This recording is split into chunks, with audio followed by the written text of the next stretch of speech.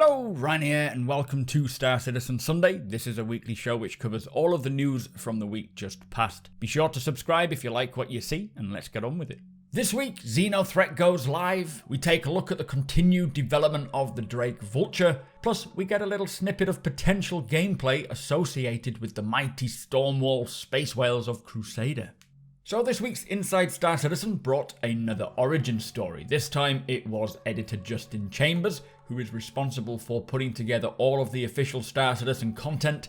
Again, just like the first origin story, it doesn't hold a lot of information or new information that we can glean from it, but it is quite interesting all the same, so I do suggest taking a look if you are interested. After which, we did have a new sprint report, kicking off with an early look at the Maria Pure of Hearts Hospital in Lawville.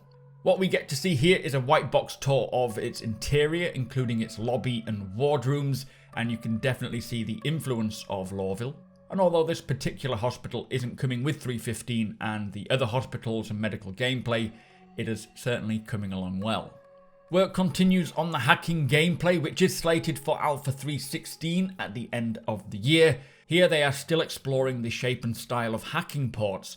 We have already seen these square ports, but they wanted to see if they can make them less intrusive and more compatible with the variety of areas that we may find them.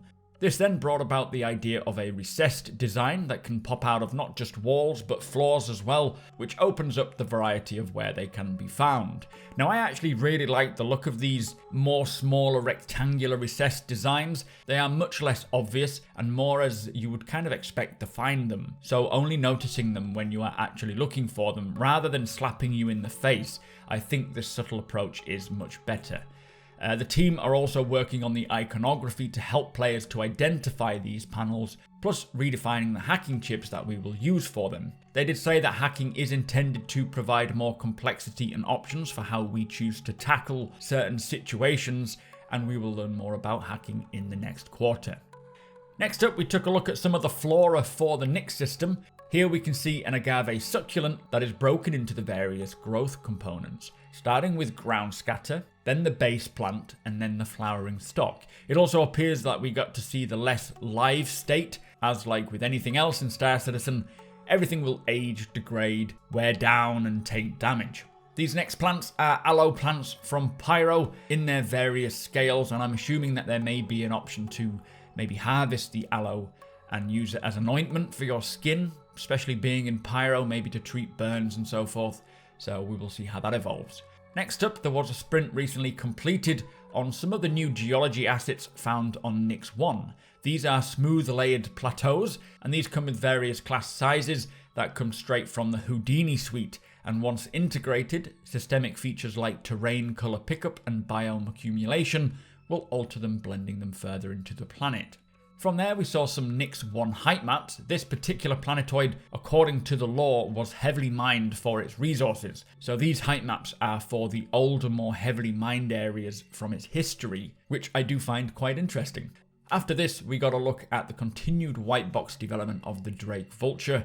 Man, I cannot wait for this ship. I'm so happy that it is in full swing development, and we should see it evolve even further as the weeks pass. Sticking with Drake, next we saw the progress on the Drake manufacturer specific HUD. Now there are multiple artists making multiple pictures for this, and this was just one of them that the group liked. However, it is not a certainty that this will be the chosen design, just a potential. I really do like this one though. The 80s sci-fi style I think suits Drake's aesthetic really well. With the Intergalactic Aerospace Expo of 2951 on its way, they are getting ready for the huge annual ship event, which includes a look at these potential logos for this year's event. Personally, I think number 8 or 17 are my favourites. Next, we took a look at the continued development of atmospheric pressure damage, and this is for vehicles and people. This shows the basic premise as the player moves forward. The pressure is increasing with the damage kicking in the greater the pressure. So these are just the designer effects at the moment, but now that it's working, it'll move to visual effects in the next few weeks before making it into the game. So hopefully that'll be a 3.15 feature. And finally, the character team have been exploring what the gameplay may look like for when these space whales or storm walls make their way into the game and through the clouds of Crusader. Now I really love the look of this, although we are yet to know exactly what size the storm walls will be. If these concept images are anything to go by, they will be huge, much bigger than I was expecting. It also looks as though there will be some harvesting opportunities for various resources that grow on the back of these giants, and I would expect the reward for taking the risk of getting on top of them before they dive back into the depth of Crusader's gas giant will be worth it. This is going to be some very exciting gameplay. So that was Inside Star Citizen. Great to see the Vulture progressing, and the more that I see of hacking, the more that I look forward to what it may bring into the verse. Also, those space whale concepts are phenomenal, and I expect these creatures may be the very first fauna that we actually get into the PU. But that was Inside Star Citizen. Let's move on. So also this week, the Galactopedia was updated for all those wanting to follow along in the lore. Xenothreat version 2 kicked off, and it is now in full swing. We don't know exactly when this event will end, and I am hoping it does continue into the next week for a few days, as I've not really had much chance to jump in properly. Either way, what I have played so far certainly worked more consistently and was far more understandable than the previous time, and I have had lots of fun playing. I do want to jump in more with the Org though, so hopefully we do get a bit more time. As usual though, the desync has been a bit of an issue when fighting, but as we know, that is a top priority for CIG and they are trying to do what they can. I hope you are all having a good time, and I expect on Monday, when we get this week in Star Citizen, we will see just how long Xenothreat will continue on for. The roadmap was updated on Wednesday, which brought many new exciting features, all of which I have covered in a separate video that I will link below.